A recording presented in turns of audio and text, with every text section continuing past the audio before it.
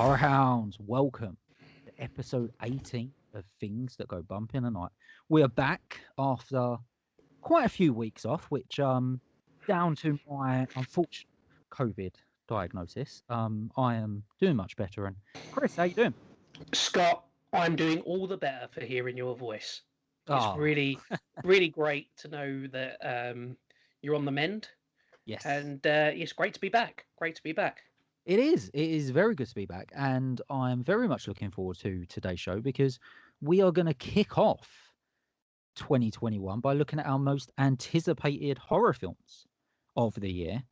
Some of these, most of these, we've already brought up on this show, but we're gonna count them down, and we're gonna go through my top five, Chris's top five, and then you please drop your top fives or top one, top two in the comments, and yeah, let us know what you're looking forward to. There is a hell of a lot of new horror films coming out this year. Fingers There, crossed, coming there out is. this year. It's gonna. You actually said to me, it's gonna be a very, very good year for horror. Yeah, And I completely agree. I completely it agree. will. I think it's probably a little bit more stacked than it would have been because obviously a lot got pushed. Yep. I mean, a lot Yep. on, not a lot, but some of the stuff on my list was due to come out last year. So, that being moved to this year, and then you've got just the films that were coming out this year anyway. So, yeah, it's going to be a hell of a year for horror. And to be fair, 2020 was a really good year for horror. So, It was. yeah, Yeah, despite how horrible that it year was, was. we had some very good films. It was a very good film, a very good year for more low budget films Yes, it was. I think that's the thing that because of really the shined, gap. right? Yeah, Yes, yes. I yeah. think that's the thing that really shined, and that's something I hope will continue to happen for years to come now. I mean, me and you kind of predicted that a little bit that may happen, and I hope it Mhm. does. Right, dude. So let's jump in. What film are you kicking off with? You want me to kick off? Okay. Yeah, you All kick right. off. Go on. Well, I mean, there's one or two that I suspect we might both have, so I'm going to go with a different one. Okay. Um, a film I'm really looking forward to is Spiral, which is a kind of it's not a reboot, but it's a spin-off from the Saw franchise. Yes. And the trailer's available, and it looks absolutely fantastic. It's got Chris Rock in it as a detective, and Samuel Jackson plays his dad in it. And what's really remarkable is you get to see Chris Rock in a purely straight role, and he's really good, Yeah. really good. You really get to see his acting chops, and it just has a really. I'm not necessarily one for reboots. I mean, it is a spin-off, but it's obviously rebooting the franchise. If it does well, no doubt they'll do more. Oh, without doubt. Yeah. It's just got a really gritty feel to it. It just feels different. It's not a standard Saw film, and it surprised me actually. I'd heard of it for quite a while, but I only recently saw the trailer. I think it looks fantastic, and yeah, that's absolutely my first one. I'm really gonna look forward to. Yeah, that isn't on my list, but it was close. It was close to being in my top five. Mm. It's definitely something I do like the Saw franchise. I love the first one. I'm struggling to remember the others. Mate, I I think lost track yeah, with how many there were. I know. I think two's really good. Is two the one where they're in the house and there's that amazing scene where the girl's got to get in the it's kind is of like a hole of needles. is that the one where the detective is trying to Jigsaw has stolen his son? Oh, I'm not sure. He's I'm stolen not his sure. little boy, and there's like a house, and all the different rooms in the house are on camera, and it turns out that the kid is with Jigsaw, not in any particular Yeah, danger. yeah. I don't know if I don't see. Here's the problem. Here's my problem with the Saw franchise, which I hope this number one is very, very clear. Everyone remembers exactly what number one is, the setup, Yeah, exactly what happens. fantastic. From there on out, Who knows? not regardless of quality, but I feel like they all kind of just blend into one. They do. You're absolutely right. It's the kind of thing where they're not short on gore, No. but the storyline is gone. I mean, Well, it the first one becomes was quite innovative. the and look, I get a lot of people love it for this reason, but my problem was it become more about the traps and less about the characters. Yeah, correct. Now I Yeah, think there's a healthy balance of both. yeah. But and again, this is just personal, but I don't really care about what the traps are doing if I don't care about the characters. Mm. Like I'm The just traps are interesting, but oh they're yeah, of course so. secondary. Yeah. That's, But they could be so much more interesting if you really cared about the mm, characters. mm. And yeah, I think they've done some very interesting stuff in all of them, to be honest. But I'm hoping, yeah, this will be a little bit of a different Do, do direction you and stand on its do own. you remember when Saw came out? When it first came out, people were saying, this is really extreme, Yeah. and you can find far more extreme films out there. But it was, in terms of like mainstream Oh yeah. horror cinema, Yeah. it was, even before you'd seen the film, the rumor was going around. It's even on the posters. This man cuts his own foot off. Yeah.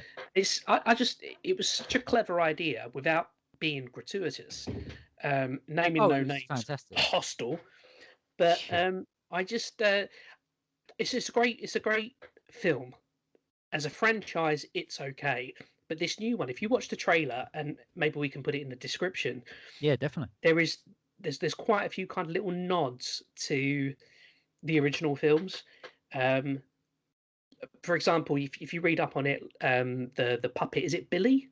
The Billy. puppet, Yeah. he's not in it, but Oh, interesting. they will be having their own kind of thing. So Oh, it's in interesting. this it is a real spin-off. It's in the same world. It's not a sequel or a redoing of the original story. Very interested to see where they take it. It looks great. Do you reckon they're going to tie it back to Jigsaw somehow? I think they're going to do this, and then they're going to do a sequel, and in the sequel, they will mistakenly tie it back to Jigsaw. Okay, I think it interesting. should just stand on its own merit because Yeah, it looks really good. I I don't want them to tie it back to Jigsaw at all. No, I no, like a reference, maybe. they Um, probably will though. but they probably will, yeah. But I think there could be something very interesting to be done with a copycat killer or Yes, something like yeah. that. Like a proper spin-off of okay, it's a copycat Well, killer. the interesting thing is Chris Rock is a massive Saw fan, Yeah. and this film is completely his idea. He Yeah, went to the apparently he's wanted to studios do it with for a it. while, right? Yeah, he just went to the studios and said, "I've got this idea for a film," and they were Can't so wait. impressed. They let him be like producer of the film. And I love that there's a different voice Yeah, behind it as well, a you know? different voice and someone who has Yeah. a love for the franchise, Yeah. who's probably frustrated with where it went and can Yeah. see what it could be again.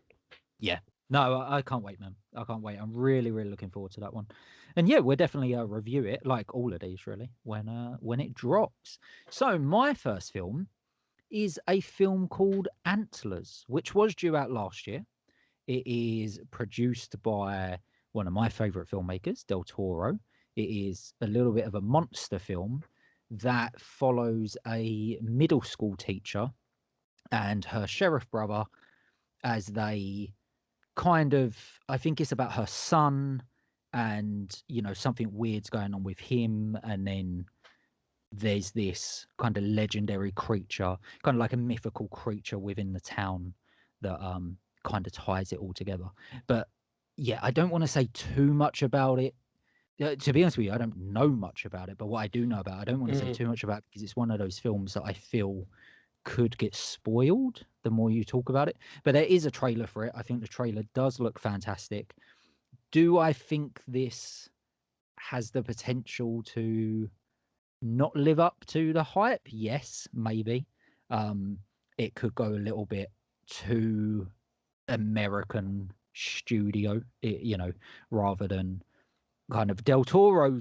Del Toro works within that system, doesn't he? But he's managed to kind of keep a nice bit of control over it. But I just hope he's been able to put his influence on this, and it doesn't mm. go too much the way of a lot of other stuff. But it's got a great poster. It's got a really, really great trailer, and the lead is Kerry Russell, who you can't go wrong with. So Mm. yeah, she's amazing as always, and yeah, I'm really, really looking forward to this. But yeah, go again. I'll drop the link to the trailer if you haven't seen it. Go and watch it. Yeah, I think this could be one to look out for. I hadn't heard of this one at all. Okay, It interesting. completely missed me. I know we had a long discussion about Del Toro films before. Yes. And for me personally, I have a love-hate relationship with him because I think Yeah. he's such a good filmmaker. I think when he gets it right, he's made some fantastic films. And then his films that are not so good are still good to everyone else, but because I know, as a real fan of film, how good he can be, it leaves me a little bit disappointed. So I'm really interested to see him actually step into a proper horror film as well. I think he can really pull it off. Well, I should say this is produced by Del Toro. It's actually directed by a guy called Scott Cooper, who has made some incredible films. He made a film with Jeff Bridges called Crazy Heart. So not Oh like yeah, yeah, yeah. not horror based Mm, stuff, but like Crazy Heart was great. I think Jeff Bridge actually won an Oscar for that role. Yeah, or he was nominated for an Oscar. Actually, I think he won the following year for True Grit, but he should have won for Crazy Heart. But yeah, insane. And then he made a film with Christian Bale called Out of the Furnace, I think it was, which is quite a good mm. film. And then probably most noteworthy, he made the Johnny Depp gangster film Black Mass. That is an excellent film. Yeah, a great film. Yeah, so he's made some really good, like everything I've seen that he's done, I've really liked. So It sounds like he's the kind of director who, a little bit like, I mean, obviously the film's not the same, but a little bit like, Quentin Tarantino, who casts people in the kind of roles yes, you wouldn't expect. So for like Johnny Depp in Black Mass, yeah, has just come off a string of either Disney Pirates of the Caribbean or Tim Burton films, and all of yeah, a sudden playing a very, very convincing yeah. gangster. Oh, very, yeah. Jeff Bridges, great actor.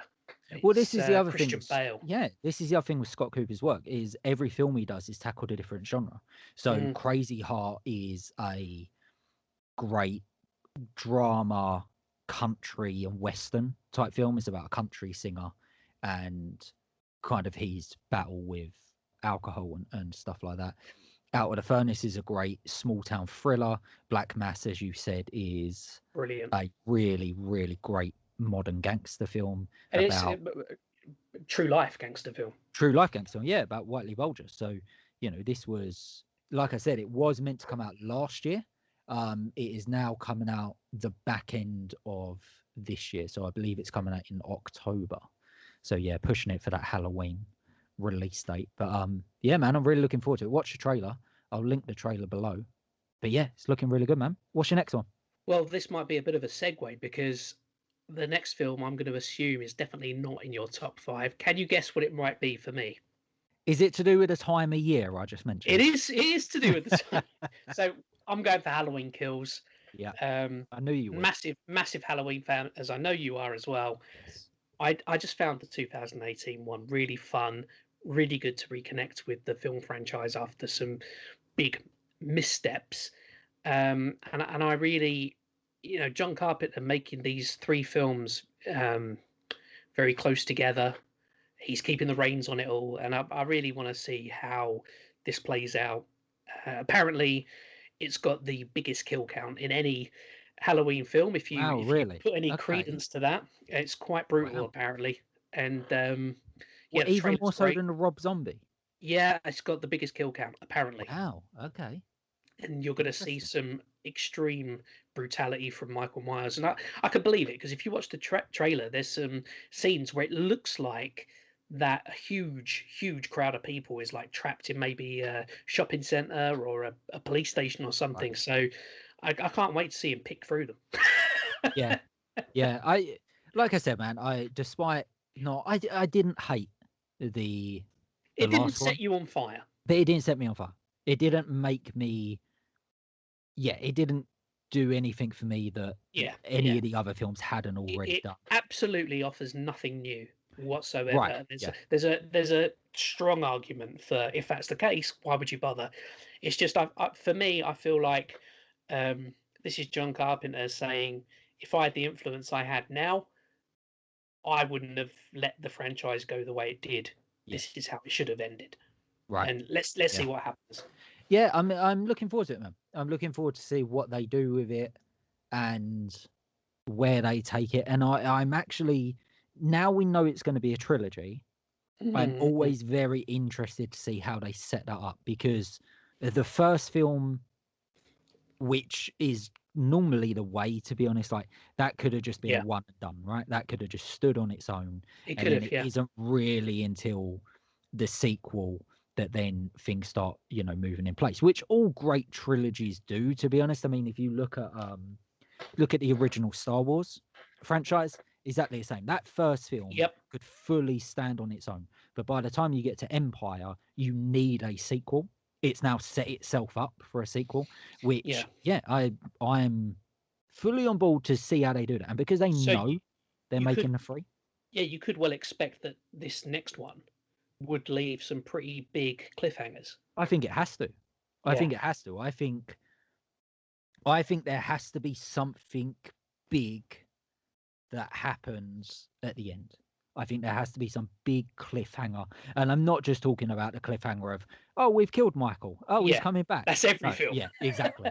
Not that I cliffhanger. I I wouldn't mean, be surprised if Laurie doesn't die in this film. yeah, I think, I mean, look, if you looking at it as we're doing a trilogy that follows the original Halloween, but this new trilogy is like, this is a closed book now, right? Mhm. We're gonna get to number 3 and we're done. Like, in terms of our lore and what we're telling with Jamie Lee Curtis, we're done. John Carpenter is closing it. The Right. studio may well want to carry on in a few years' time, but Exactly. that's different. Exactly. So I think Laurie has to die at some Yeah. point. Does she Yes. die in the second one to then set up the third one where the younger generation take over, Yep. or does she die in the? I like the idea actually of her dying in the third one to take Michael down, as in almost like a Joker Batman situation. They can't live without each other. The only way, they're kind of, if you've got Laurie, you're always going to have Michael. So, Yes. do you know what I mean? You have to take both of them out That to end that's it. interesting. They might set it up with a new killer victim relationship as well at the end. Mm, Somehow. that could be Somehow. interesting. That could be. Well, I always thought one of the most interesting ways they could have took the franchise was with, is it Halloween 4, where it's the little girl who puts on I think that's 4, yeah. where she Yeah. puts on the clown mask and stuff. Yeah, that doesn't That get would enough have been a credit. cool way to take it, I think. A Like, great someone, idea, yeah, not particularly well no, not orchestrated. particularly well, yeah, executed, of course. But I think that could have been an interesting way to take it, right? Because you've got Laurie, who has seen this stuff and gone the other way. She's become the hero. But what if you had someone that's seen this stuff and they're not strong enough, so they turn into the kid? Could be a great way to carry it on as well if they want to do that. But yeah, I mean, very interested to see where they take it, and yeah, I'm definitely going to watch it. Of course, I am. So my next film is something that I'm very excited for, and I know you are too. Again, I think this was meant to come out back end of last year. I'm not sure actually. Maybe it was always set for 2021. This again, I believe, is October. So we have got a very, very stacked October. It is Edgar Wright's new film, Last Night in Soho. Mm. Now, this is one we've brought up before and talked about. It is a bit more of Edgar Wright's obviously dealt in horror before with Shaun of the Dead. This is a little bit more serious from what I understand. It's officially categorized as drama horror thriller, but I've also heard that there's some sci-fi elements to it. So this is a real genre mashup of stuff. The cast is incredible, led by probably my favorite actress working today, Anya Taylor-Joy. Yeah, just really looking forward to this. Got Matt Smith in it as well, Terrence Stamp. I mean, the cast is just absolutely full of incredible people. Do we know anything about the story yet? A little bit, yeah. So like Edgar Wright, normally, it's a little bit vague on details, but I'll bring up the IMDb actually, and Well, while you're doing that, what I will say is, if yeah, go on. anyone can do kind of genre bending films, it's Edgar Wright. Yes, He's yeah, very, very talented, and it will be good to see him move a little bit closer towards horror as well. Right. So here's the make of this what you will. A young girl, which I believe is Anya Taylor-Joy, a young girl passionate about fashion design, is mysteriously able to enter the 1960s where she encounters her idol, a dazzling wannabe singer. But 1960s London is not what it seems, and time seems to fall apart with shady consequences. Mm. Bit of time travel in there. Yeah, it's just like Goodnight Sweetheart. Yeah. I'm really looking forward to this, man. Like you said, if Edgar Wright can if anyone can pull this off, it's Edgar Wright. Yeah. And I think Anya Taylor-Joy has that perfect look for 1960s. Matt Smith, I believe Matt Smith definitely. is the wannabe singer. I think that she goes to meet her idol. Yeah, the cast is just out of this world, man. I can't Matt wait. Smith is so good, even in supporting roles. Like he was in His House, wasn't he? Yes, he was. Yeah, He's great. he's great Really, in that. really good. Yeah, he's really good. I am not a full disclosure. I'm not a Doctor Who fan by any stretch of the imagination, and so I've never seen him in Doctor. I know that's where a lot of people know him from, but every like you said, every film he pops up in, or every TV show he has a little role in, or something, he's incredible. Exactly the same, oddly, as another Doctor Who actor. Are you a Doctor Who fan? As much as anyone else, I'm not What's a raving fan. who did he take over from? Christopher Eccleston. No, David Tennant. There you go. That's the one. David Tennant. Did you watch Jessica Jones No, on Netflix, the Marvel show? no. He plays the bad guy in that, and he is fantastic. He is See, I so love good. that when you see people playing things you wouldn't expect. Yes. Yeah. Oh, he's so good. He's so good. But yeah, I like Matt Smith's up there. I think Matt Smith has a really great look as well. He doesn't look like many other Hollywood Yeah, he's got a leading very actors, you know? unusual look. I mean, I'm not going to Yeah, say he the does. bloke's Yeah. ugly, Yeah. but he's not like that kind of No. chiseled, No, he's not. No. Brad He's not Pitt-esque. he's not Zac Efron. Exactly, Yeah. exactly. He's an interesting looking guy. Yeah. I mean, absolutely fantastic actor. And yeah, I know we keep saying it, but Edgar Wright, he's never done anything bad in my eyes. Ever. I think everything he's done, I genuinely think he's smashed out the park. Everything. Do you know what? Now and again, I still put Spaced on, even if it's Oh, just a mate. random episode. Yeah. And he's so talented. It's really, really good. Even I beyond his Simon Pegg collaborations. I just feel so sorry for him with Ant-Man. Ant-Man, yeah, but no, his last film. Why am I blanking on the name of his last film? That kind of got lost in the shuffle because the whole Kevin Spacey, Baby Driver. Yes, yeah. And it kind of got lost in the whole thing because the whole Kevin Spacey controversy. And the reason I say I feel sorry for Edgar Wright for that, because subjectively, Baby Driver might be the best thing he's ever directed. It's like Yeah, obviously sure. I obviously mean, everyone says Shaun of the Dead, right? But if you just the way Baby Driver is put together, the music, the editing, the direction, the acting from everyone, like the cast, top to bottom, is incredible.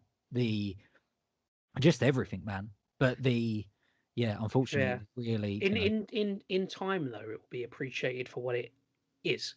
yeah, I think so. The film. I think so. Um, It's hard to look beyond the Kevin Spacey stuff, because I know, you got to be very careful with what you say, yeah. because obviously Kevin Spacey hasn't, for what I understand, been arrested and actually charged with anything. But if the people that have come out and said stuff about him are to be believed, which my point of view is, why would anyone come out and make that stuff up? It's shadowed it. Yeah, I mean, if the horrible thing is, man, like, before all that shit come out, Kevin Spacey was actually one of my favorite actors. I didn't think he put anything wrong, but at the same time, if that stuff is true, then he's an absolute piece of shit. And yeah. Well, I'll tell you something really controversial. Go on. the Cornetto trilogy of Edgar Wright films. Yeah. I showed them all to my son, and Oh, he's 12. right. He's 13 this year. Yes. His favourite one was the last one, The World's End. Really? Yeah, yeah. He watched them No. all. He watched them all fairly close together, and he said, "Yeah, I love The World's End.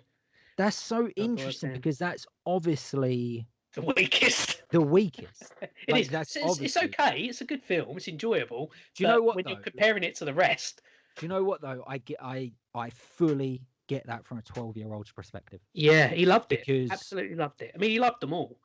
He was Shaun of the actually he was, Dead. he was actually quite scared of Shaun of the Dead. I feel a Oh, bit really? guilty. Interesting. Interesting. Yeah, Shaun of the Dead and he's got a Hot thing Fuzz. about zombies. Oh, fair enough. Fair enough. Shaun of the Dead and Hot Fuzz are so ingrained Yeah, in references and you having a knowledge yeah, of film and genre. Like, if you don't have a knowledge of horror and zombie films, a lot of the Shaun of the Dead stuff is lost on yeah, you. If yeah. you don't have a knowledge of American buddy cop films and TV shows, Or folk horror. You right? know, a weird, Yeah, the greater good. exactly, right. That shit is lost on you. World's End, quite a simple premise, really, compared to the other It two. is. Yeah, it There's is. definitely references in there and stuff like that, but I can definitely see how that one is. It's Yeah, it's that it's, it's it's weird as very well easily accessible. because my taste changed when watching the three. I used to say that Shaun of the Dead was my favourite, but as time's gone on, I've moved on to Hot Fuzz. I really like Hot Fuzz. I really really like Hot Fuzz. It's funny because, like I said, I don't think he's ever put a step wrong. Mm. But I would say the World's End for me is Oh, it's the weakest. it's the It's weakest out of everything he's ever done. I would say that the World's End is maybe a 3 out of 5. if it's the weakest in three good films, you Oh know, yeah. if its base position is yeah, it's a good film, it's enjoyable. The other two are brilliant. Oh, It's still a good film. the other two are. Do you know what, the World's End actually? I said 3 out of 5. That's probably a bit harsh. Probably about 4 out of 5 because Shaun of the Dead and Hot Fuzz. I think are straight up. Shaun of the Dead especially, I can't fault despite them. me You know, leaning more towards Hot Fuzz. Shaun there, of the Dead there is a straight 5 out of 5. there isn't a bit in either of them where I think, well, this bit's boring. No, I love it all. I think Scott Pilgrim is. I know Scott Pilgrim wasn't for everyone, but I think if you want a straight up like weird indie comic book adaptation, it don't get any better than that. It's not going to be for everyone, Mhm. but if you want that, it doesn't get any better. Like, that is as good as it gets. And I think the same for Baby Driver. I think if you want a heist thriller, fast cars, great stunts, that's the other thing. The stunts in that film are insane. They're so good. But yeah, like Edgar Wright just can't do any wrong in my eyes. And Last Night in Soho, that cast, that director, oh yeah, I'm Looks all over. good. Yeah, I'm all over it, man. I can't wait for it. So what's your next one, sir? I'm gonna go for one that I assume we're both gonna go for. Candyman. That is my next one too. Yes, it Cannot is. wait. Cannot wait. I We have just I, made no secret of our absolute love and anticipation for this. I'm already in love with this film, and all I've seen is a trailer and a poster. yeah. Yeah. I watched it again today. It's Oh, probably like the seventh time I think I've I watched can't it. wait. I don't know what else to say that we haven't already said on Well, this podcast. I But like the way having watched the trailer multiple times now. I like the way it's really unclear whether the main guy is possessed or not. yes, yes, There's definitely some supernatural elements because you see in the trailer people are getting lifted up off the floor and that kind of thing. But the question is he there at the same time, somehow possessed and doing it? Or is yeah, it completely separate to him and he just thinks it's him? yeah. Maybe he's dreaming these things and that kind of thing. It's interesting on so many levels.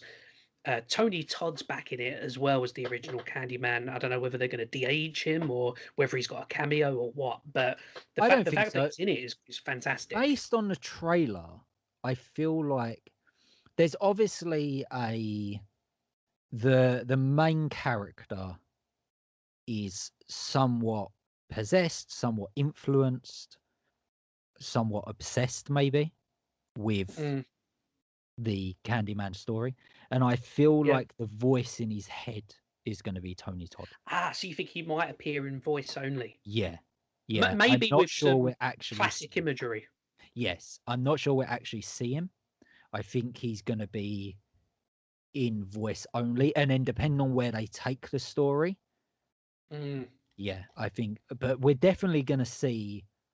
I think we're definitely going to see the Candyman. This. I don't think it's all going to be in his head. I don't think it's going to be something like that. I think we're definitely going to see him. It'll be. I kind of hope that if we do see the Candyman, it is Tony Todd and they carry it on in that way. But I also fully understand that if you want to make a new franchise out of this, why maybe you want to go for someone younger and Mm. build it that way. Yep. But I do love the idea of Tony Todd being involved in some way. But yeah, I can't wait, man. I Cannot think, wait. as we've spoken about Candyman extensively before, but what maybe we haven't done is, if not everyone is, really into horror Good point. necessarily listening to this, and not everyone maybe realizes that this is a sequel, remake, reboot, who knows, but it's attached to a film Yeah, that come out in it's 1993. labeled. I've seen it labeled as a spiritual sequel. Yeah, it's not a No. reboot, not a remake. Yes. Yeah. So it does follow the original 1992 version Yep. in some way. And Going to it's be worth interesting. saying, a story based on a story by Clive Barker, who needs Yes. no introduction. And it's fair to say that Candyman, although it's well loved today, woefully underappreciated at the time. Oh It's yeah, not like definitely. it's not like in everyone's mind even today, but it has got more of a cult following now, probably because of the announcement of this new film. But it's a great film, great horror. Tony Todd as the Candyman, brilliant Oh, baddie it's in a horror exceptional. film. It's absolutely It's a exceptional. great film. Yeah, I would urge everyone, go and check out the original before you see this. definitely, It's definitely. it's a They, great film. I like them all. There's three of them, I think. I've only The seen 1 and 2. see, I like them, man. Candyman 2, Farewell to the Flesh. Yes. See, they're not the number two and three are not amazing films. They do fall a little bit short, but I like the mythology so much. I think the Mm. mythology is very different to anything else out there. I like the different setting of the films, especially of the first one and what this one is digging into, that kind of Chicago neighbor, Yeah. getting into a little bit of the social realism of it all and stuff. Well, I'm really liking it. it's really nice as well that it's supposed to be the same estate as we would call it over here, Yes. but it's become gentrified Yes. with art galleries and bistros and bars. That was, a very working class, poor Yeah. area with this Candyman legend. It's going to be great. Yeah, I can't wait for it, man. Yeah, this whole thing's blowing up, and I mean, the film is basically done from what I understand. So I'm Mm. sure some people have seen it and some executives have seen Well, it. it And was supposed to come out last year, wasn't it? yeah, It was it moved was all back. ready to So, come out. Yeah, and then yeah. it got majorly pushed back. But Nia DaCosta, the director, she must have done something right with this film because Disney and Marvel have signed her I up knew to you were direct. going to say Yeah, that. Captain They Marvel too. would not do that No, lightly. they would not, and not just not do that lightly, but do it off the back of a horror film. I know, like James Gunn got brought That in. He that has done like not some yet horror stuff had and that. its release, No, and they've got no idea what it's going to make or anything like that. no, but they must have seen something. Oh yeah. And man, for her to be like signed up that quickly to Well, do her Captain career's Marvel quite 2. short, isn't it? There's Oh not a yeah, lot yeah. before that. No, no, no. She's only directed. I think it's one or two more, and I think that's it. No, I think she's directed one feature film, and then she's done a couple of TV episodes. I'm Well, pretty there you sure, like go. before Candyman, she's only done one film, and then off the back of that, she got Candyman, and then off the back of Candyman, she's now got Captain Marvel too. So like she's jumped up very quickly, but has proven from her first film, which I believe is quite low budget, to then jump up to Candyman which is a good couple of million Mm. and a big property, to And, jump up and to that, you've and then got bloody jump up to Captain Marvel 2, which is going to be what, $150 million. yeah, well, it's a Yeah. big bet, But, isn't it? And for Candyman, you've got Jordan Peele steering it as well. oh It's going to yeah, be yeah. great. It's going to be brilliant. It's exactly, well, that's the thing. I mean, for Jordan Peele to see something in Nia DaCosta off the back of her first film, bring her on to Candyman, and then for Kevin Feige and Marvel to then see something out of Candyman to bring her on to Captain Marvel 2. That, like, girl's got some talent. Like, she is definitely one to watch for the future. I think she's going to do some Yeah, really, really yeah, big stuff, man. Some really, really big stuff. yeah. If the film is half as good as the trailer, she's done an incredible job. Well, we haven't even said the best bit. It's got some like stop motion shadow puppetry Oh, in it as mate, well. like, Well, that's it, isn't it? just, yeah, just honestly, I I can't, I don't know can't if wait. that's So when, part of the film or that was just made for advertisement or whatever, but the direction of this whole thing, they haven't put a foot wrong. Like, sometimes you can have a really, really good film and then the advertisement lets it down. Right? You might get a dodgy trailer, you might get a shit poster, or on more low budget stuff, they can even take a really good title and give it a really crappy generic title or stuff. mm, Might still be a good film, or whatever. But like on Candyman, so far they have not put a foot wrong. They have done. Oh, it's incredible. we've I still can't. got a way to wait. It's August, end of August. Yeah, I think most of these films are going to be back end of the year because obviously things are still locked up until at least March. Over here, anyway, in America, I know there's some places that are almost wide open, like Florida and stuff, and then you've got other places that are still closed down for cinemas. But yeah, so I reckon they're kind of hedging their bets for summer onwards when apparently, if the reports are to be true, we should be kind of coming out of it all but by then, right? Yeah, hopefully. Let's see. And Yeah. so is it me or you? That was both of us. That was both of us. So go on, jump into your next one. Back to me. Well, I'm going to bring it to the early parts of the year, and this is quite interesting Oh, okay. because this one had a very limited release of one day on January 26th. Really? Okay. Yeah, I just read that. I didn't realize that. Okay. I thought Interesting. it was coming out this weekend, and it's already happened. So I'm assuming it's going to be first out the block when the cinemas open again. But this is a reboot, another reboot of the Wrong Turn franchise. Right. Now, the reason why I picked this is Wrong Turn, the original film, I enjoyed.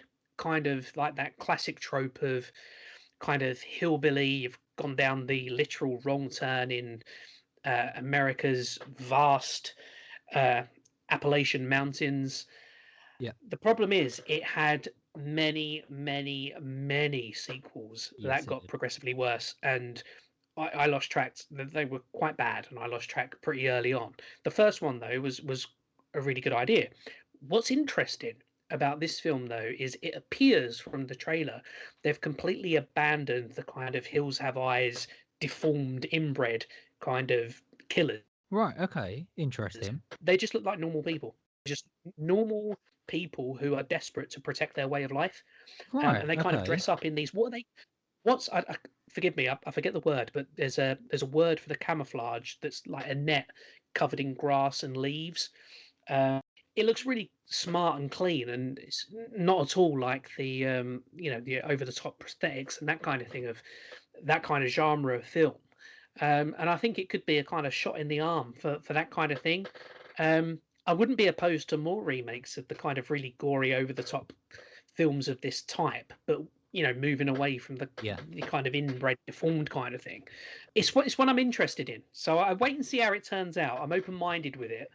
Um, Interesting. Okay. do I think it's going to be fantastic? No, not at all. Yeah. But I'm open minded. It's one I want to see what they do with it. See, I really like the first Wrong Turn film, and then I Yeah, it don't was know if great. I've seen any of the others, if I'm honest. But I do I I think do I like their probably did setup. like one or two, and Right. Yeah. it was just Uh, as you'd expect. Yeah, exactly. And I haven't seen this trailer. I'm going to go and watch this trailer after we stop recording, based on your recommendation. I do think there are, of course, there are places for films like this, and I always think we need other films. I know, like, a lot of the films I pick, especially my next two picks, are more on the kind of independent, weird fantasy character driven side of things that I tend to lean towards, that A24 model. But I also really enjoy these kind of just out there, backwards, gory Mm. horror films There's that a are they're there's a just made kind for of fun, right? there's a kind of pleasure in knowing what you're going to get as Yes, well. yes. You Well, know, it's just an easy you're not watch, isn't it? necessarily expected to be surprised. Yeah, No, it's just an easy yeah, watch. But I do think if you're going to do it, do something a little bit different every time. yeah. Like the way that it just follows exactly the same model. Like, I'm personally not Mm, into that mm, too much. I would like to mm. see us like a little bit different. So where you say this one is kind of within that world but set up a little bit different, Yeah, and that's music to my ears. it is set up different. Yeah, whereas the Texas Chainsaw Massacre remake that they did, I did enjoy it. I did, but it wasn't anything different. It was it was updated special effects, and Yeah, that's it really. yeah, yeah. I But then again, in a Texas Chainsaw Massacre film, do you want anything other than seeing a huge guy running around with a skin mask and a chainsaw? no, That's it depends what you like. yeah, you're right. You're right. I just think some films are, if you're talking Texas Chainsaw Massacre, some films are so perfect that I think it's then impossible to do Yeah, anything else with them, really. I mean, I actually quite yeah. like Texas Chainsaw Massacre 2 as well, where, they did try something a little bit different with that. It's a very different film. It's all, it's Mm, basically a comedy horror film at that point. But that first one, is perfect to a gritty slasher film as you're ever gonna get. Like, it mm, is, mm. yeah, that It is, yeah. so perfect, man. Especially in the context of the time as well. Oh yeah, I mean, that, you want to know, like, why some horror films become, or just film in general, right? Like, why some films just become legendary and will live forever, right? Like, they have to be a good film first and foremost, but they Mm, tap into the time in which they come out. They tap into the audience's mind, and if you just look at what America especially was going through when that original Texas Chainsaw Massacre film come out, it mm, just tapped into everything that America was fearful of at yeah. the time. It's just perfect. It's just so great. It really, really is. Yeah, man. But new Wrong Turn film? Yeah, why not? Do we know if it's, so you said it got a 1 day cinema release? Yeah, Was well, that do you know UK? what? I had it all. Well, that's the thing. I had it all queued up Yeah. um, to say, yeah, it's coming out the end of January. Then I looked at the calendar. I thought, hang on, this is the end of January, and I've just read it. It just said it got an extremely limited 1 day release. That's Okay, not but even a this is release. It's a Wikipedia, so 1 day. take it with a pinch of salt as well. Yeah. That's not even 1 day. Also, I'll say one more thing of it. Check out the poster for it. I know you're going to love it. So hold on. 1 day limit. That couldn't have been the UK. It says Wrong Turn was theatrically released for 1 day on January 26th by Saban Films. But no cinemas were open. Like, Don't we're in the can't have been middle of a here. Yeah, lockdown. Yeah, we're in the must have middle of been a in lockdown. America. Must have been in America, like, surely. Do we know? So is it going VOD, Netflix, Amazon? Anyone picked it up, or we don't We know don't yet? know. Right. We don't Okay. know. Be interesting. I'm looking forward to. Yeah, we'll definitely check it out when it comes out. So my next film, which is going to be no surprise to anyone, I've probably spoke about this film more than any upcoming film. The trailer is my favorite trailer of last year. It's probably going to be my favorite trailer of this year. I hope it's one of my favorite films this year. I hope it lives up to the hype. I'm, of course, talking about The Green Knight from A24. Oh, I mean, what Yeah, can I say about yeah, this film that I haven't already said? I know this is one you're really looking forward to as well. yeah. I mean, this is you've pipped me to the post because this was my last film as well. So yeah, I completely agree. It's gonna be great. It looks brilliant. It's got the feel of an Right. A24 Right. film. Oh yeah. Uh, Yeah. It, the trailer is stunning. It's beautiful. Oh, it's It's amazing. Yeah. chilling. It looks great. And I dispute. I mean, I say I dispute, but from based on the trailer, I dispute the fact that when you look it up, it doesn't say horror film. It will call it epic fantasy, or Fantasy. Yeah. it's you can tell by the trailer, the sound effects they're putting in, their intention for it. Their intention is to unnerve you, Of and course in it my is. book, that's Yeah. a horror film. Yeah, of course it is. I I can't wait for this. I think that, even if it's, I've always said, like, with this podcast, and off the top of this show, I said top 5 most anticipated horror films, but I've always said genre, right? Like the whole Black Sunday label Yeah, yeah, is yeah, just about genre. That's what we do at the festival. That's what we do with this podcast. So, even if it's definitely going to lead into fantasy a lot more, but I am so ready for that. There's definitely going to be horror elements, as there are in all of these darker A24 films. And one of the things I haven't touched on when we have previously spoke about it, but I feel it's worth saying, is the director.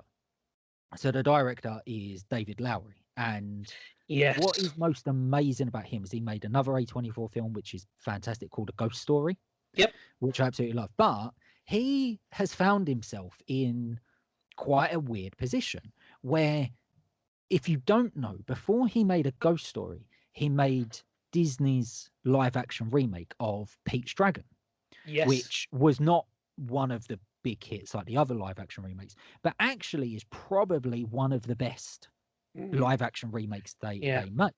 And he for years was trying to get A Ghost Story made, and couldn't get it made. So it's said that he actually used most of his big paycheck from Disney to fund A Ghost Story, which was Wow. then later picked up by A24. He's then he made another film which I haven't seen, called The Old Man and the Gun, that came out a few years ago. But he's gone back with A24 now to make The Green Knight, which is done and ready to come out. And then he's going back to Disney again to make Peter Pan and Wendy. So he's found himself in this really weird pocket where he's making these incredible, weird indie horror slash fantasy slash thriller films, and then going on to make a Well, Disney the fantasy. the thing that's happening there is he is in the extremely fortunate position to be able to make big budget, big paycheck films for Disney, Yeah. and then make his real passion projects for A24. And you can only do that if Yeah. you are an incredibly talented filmmaker. Yes, I completely agree. And that's why I just wanted to, like, give that a little shout out, because Yeah. I personally love that idea of a career. I think that's perfect. Like, I love what Christopher Nolan done when he was making the Dark Knight trilogy. Mm, Like, he'd make a Batman film, then he'd make a smaller film for him. yeah. Batman Because film. he wants to, not because Yeah. he has to. Yeah. I love that idea. I absolutely love that idea. When one of the things, so coming back to coming back to myself and the stuff we're planning at Crossroad Pictures, is I've got basically 5 films at the minute that I want to make, and they're basically all spread out between. I would like, if we ever got the opportunity, I would like to make Walking Against the Rain a trilogy. I've got an idea for a trilogy of films, but I wouldn't want to do 1, 2, 3 all in one go. Mm, So I would love to do it like where you do Walking Against Rain, then I do another little film, then I do Walking Against Rain Chapter 2, then another film, then Walking. You know what I mean? Like, I just think yeah, yeah, yeah. that's such a great way to keep yourself fresh, keep these different ideas coming. Let stuff breathe, give stuff a little bit of time. Yeah, man. I just love this little pocket he's found himself in. It's like little A24 film, Disney film. Little A24 film, Disney film. I can't wait to see what he does after Peter Pan and Wendy. Yeah. it's gonna And I it's gonna think be great. the thing is with Pete's Dragon as well, it's probably not it's not as well thought of in terms of the live action remakes, is Oh, definitely because not. the original is not one of their big Completely agree. hitters.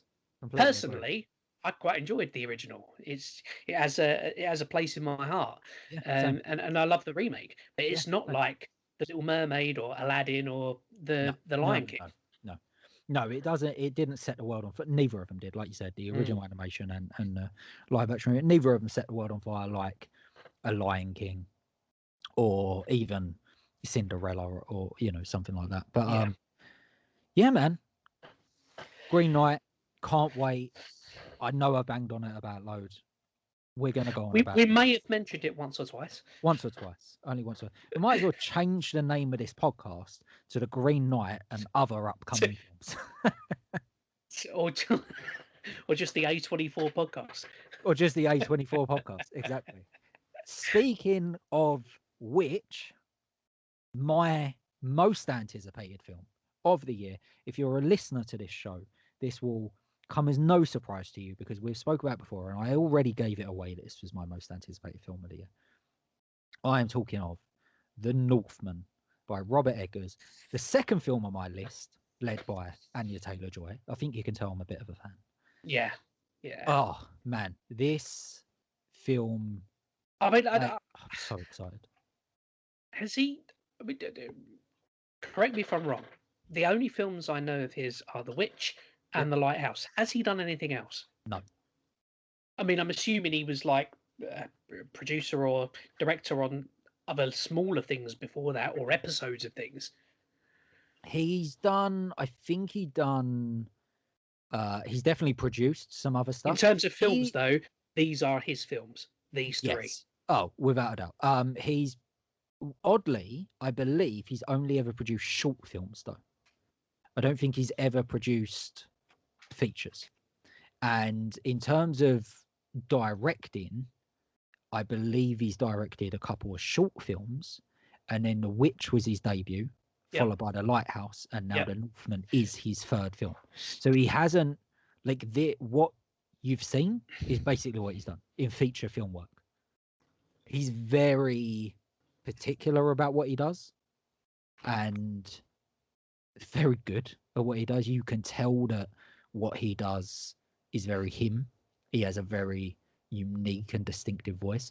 I've never Mhm. seen any of his short films actually. I probably should seek them out. But yeah, Let's because we don't know a great deal about the Northman.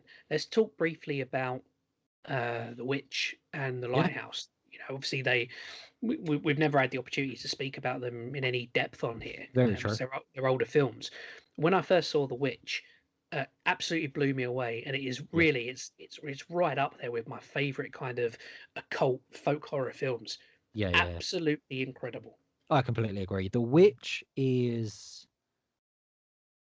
one of those films where I saw the trailer a little bit like The Green Knight, where I see the trailer and straight away something just hits, Mm, and you go, okay, this is for me.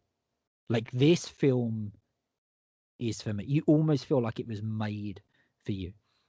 And then I think I've told this story before, but I went and watched it in a cinema in Harlow, I think, which for our American listeners is a small little Essex town, which is not in any way, shape, or form. The people that live there are not into these small A24 films. So we started with a very, very small crowd. And by the end of the film, I was the only person left sitting in really? the theatre. Yeah, yeah. Everyone walked out. Every single person walked out, which didn't surprise me because while I was watching it, to be honest with you, I was shocked seeing some of these people in there. I thought, oh, this is interesting. Um, for Did me, you know anything about it going into it? no, no, not at all. Which the trailer, Mm, that was it. Which and the trailer didn't really tell you too much. Just kind of no. set up the story, which I love about what A24 do with their trailers. I mean, But what struck oh me about it more than anything, not more than anything, but what really sticks in my mind is the way he uses color in the film. It's so washed out. It's yeah, almost grey, yeah, and it really kind of drains you. It drags you down. You feel their strain and their poverty. This poor yeah, family. yeah. It's borderline genius. I mean, It's he hasn't his put a foot wrong for me. it's his shots as well, his shot choices, the way he Mm, composes the scene, where he puts the camera, the height of the camera in certain scenes, the what he focuses on, and when the camera's close and when the camera's not close, and it's very, very, very, very rare. that I will watch a Mm. film and come out of it going, that has gone into my all-time favorite, all-time favorite list. It does happen, but it's very, very rare. The last time it happened was The Witch. Time before that was probably Martyrs. Mm. When I first saw that, again, it was just this experience of, oh yeah, that's going to live with me forever. That's something I'm always going to go back to. That something is never going to leave me. And The When Witch was that film.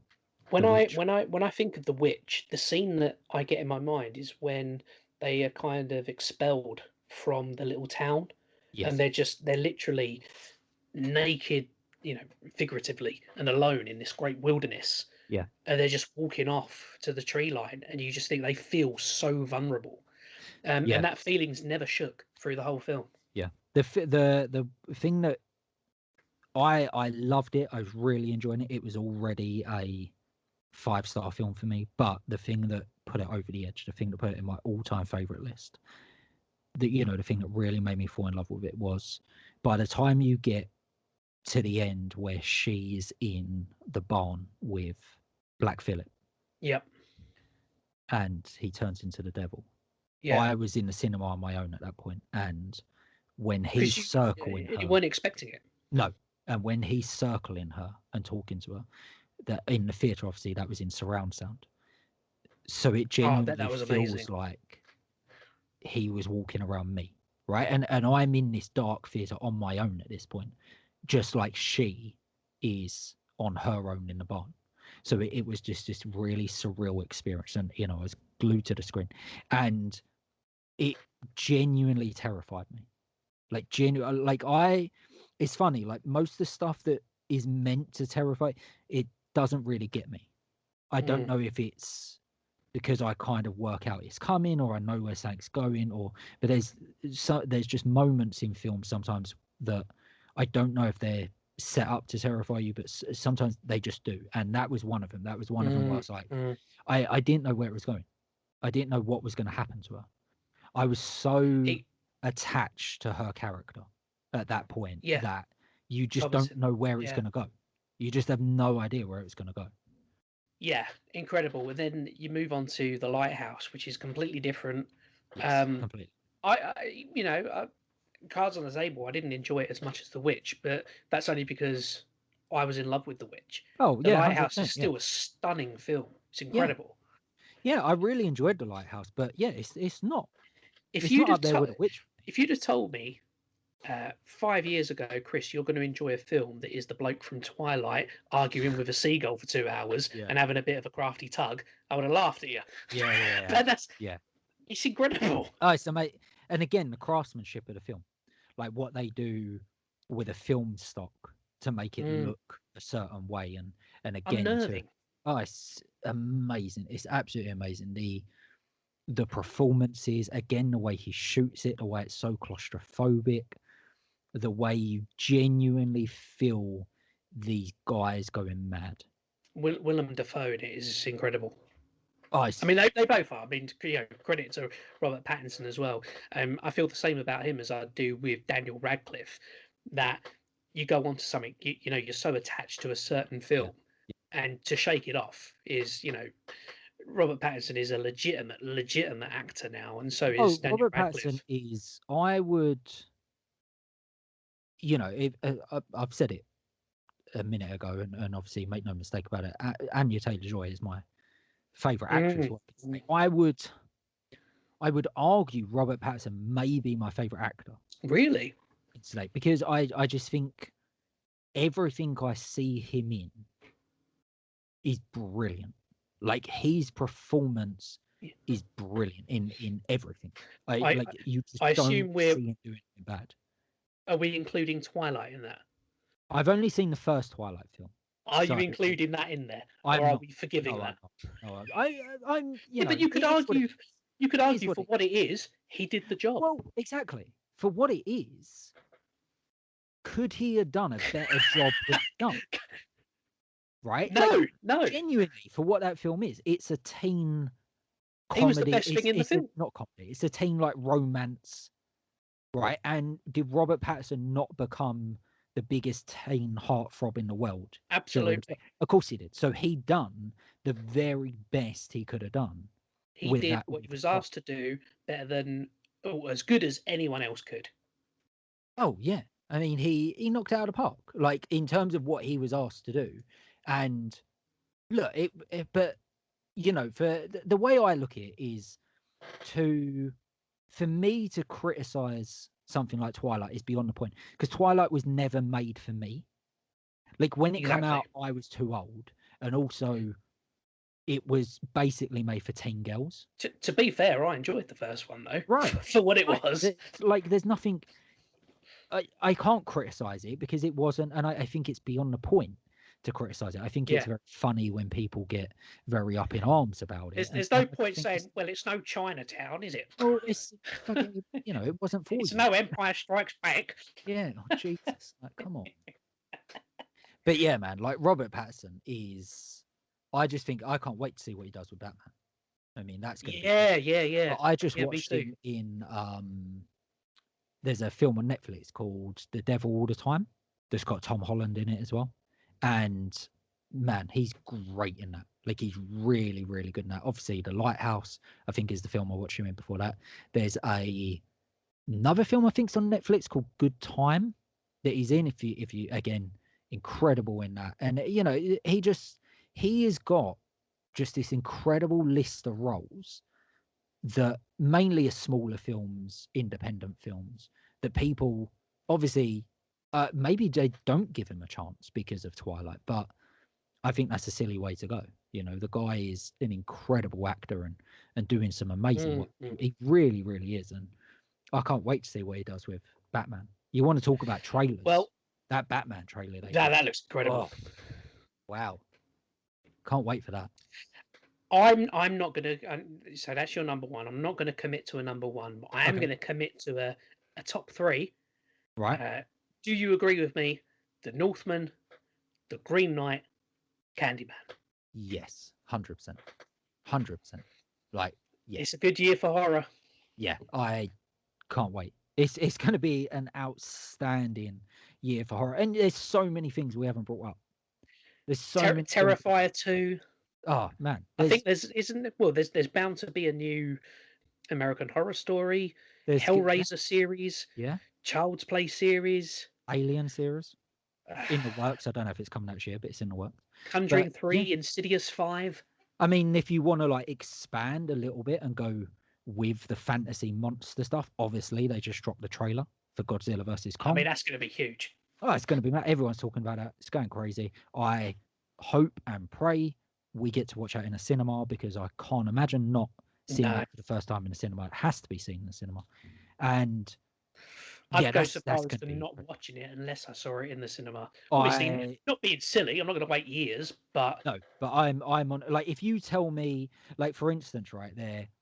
So from what I've been reading about where we are with tackling the pandemic, we are earliest we're going to come out of lockdown is beginning of March. The people have got confused and thinking we were going to come out of it middle of February. That was never going to happen. They were going to reevaluate come the middle of February where we're at. The legislation actually runs until the end of March, so we could be in lockdown to the end of March, right? yep. Godzilla versus Kong does come out in March, so that has me worried a little bit about not being able to see it in the cinema. However, March is a good month away, right? So hopefully, word is we're going to have all the vulnerable people vaccinated by the middle of February. By the end of February, we should have the next couple of groups vaccinated. Early March should be Fingers coming out of it, crossed. right? Fingers That's what they're crossed. hoping. That's what they're hoping Yeah, for. And yeah. I think it's a right move to stay into lockdown until then. Get all your vulnerable people and a couple more vaccinated, right? Yep. Then come out of lockdown. Then you shouldn't ever have to go back into it. You should slowly start coming out of it. I'm looking forward to it. And on that note, talking about March, little announcement about the Black Sunday Film Festival, which was meant to be happening this weekend. Obviously isn't. And I put a little tweet out to say, obviously, we've got to move it because of the lockdown. Alongside our amazing host venue, we have rescheduled quite, hopefully hopefully rescheduled if everything goes to plan for the last weekend of March. So that is Saturday, the 27th, and Sunday, the 28th. However, if lockdown is extended all the way to the end of March, we do have penciled dates for later in the year. So we are, as I've So it's always said, happening no matter what. It it's will happening no matter what. We are, as I've always maintained, we are committed to the live event. We are committed to supporting independent venues, without events like ours, these independent venues will go under, and they've been so kind to us. So yeah, we've for now moved it to the 27th, 28th of March, which we hope will go ahead. And with our venue, we have a plan in place where we know we can hold the event safely. Obviously, reduced capacity still, socially distanced still, but we know we can do it safely. We really, really hope we can get there. We've got an incredible lineup that I will be announcing soon. If we do have to postpone it again, we do have pencil dates to do that. Hopefully come out of lockdown and get our year started properly and move forward, right? That's what we're all hoping for, and what a better way to do it than absolutely. to kick off with a lovely live event. And like I said, it will be socially distanced. And will I get a free pop? Yeah, of course. Of course you will. Excellent. Yes, so that is the official announcement. And then, after this podcast drops, I will be officially announcing it on Twitter and everywhere as well. But yeah, we are officially announcing it on the podcast. And then we're, once I announce the lineup, I'm sure we'll bring that up and talk about that too. But yeah, Awesome. fingers crossed, we come out of lockdown, beginning of March, hold the event at the end of March. Be a great way to kick off the year properly, right? Excellent. Yeah. Yeah. Chris, it is fantastic to be back. Yes, absolutely. Really, really enjoyed it. Thank you so much for joining me once again. And yeah, dude, until next week, you got any plans? You got anything anything planned indoors? Obviously, can't really go out and do anything. No, But, no no. plans, but I'm still trying to get over the fact that before we went on air, I discovered that you sleep in boxers and a t-shirt. Yeah, I do, yeah. Yeah. That's a little nugget. Au naturel for me, mate. Yeah. Oh, hey, wow. I thought Hey! I thought I was dropping some heat. Wow. Okay. Well, I don't know, mate. I might have lost you some listeners. on that image, ladies and gentlemen, thank you so much for joining us again. It's so good to be back. I apologize for the month off we've had, really. But yeah, we are back. We are back weekly. Thank you so much for joining us, as always. And until next week, Horror Hounds, stay very, very safe. Cheers, guys. Bye.